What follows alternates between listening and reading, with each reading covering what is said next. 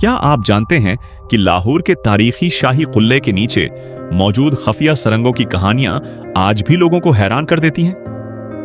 صدیوں پرانے اس عظیم قلعے نے مغل سلطنت کے عروج و زوال کو اپنی آنکھوں سے دیکھا ہے۔ تاریخ دانوں کے مطابق اس قلعے کی تعمیر اور توسیع مختلف ادوار میں ہوئی۔ خاص طور پر مغل بادشاہ اکبر، شاہ جہاں اور اورنگزیب کے زمانے میں اس میں شاندار عمارتیں اور مضبوط دفاعی حصے شامل کیے گئے۔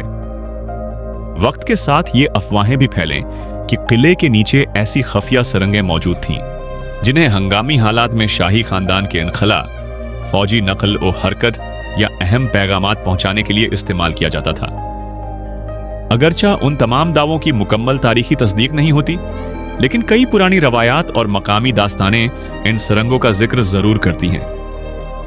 شاہی قلعے کی بلند و بالا دیواریں، شاہی دروازے، خوبصورت نقش و نگار اور اس کے اندر موجود محلات آج بھی مغل فن تعمیر کی عظمت کا ثبوت ہیں۔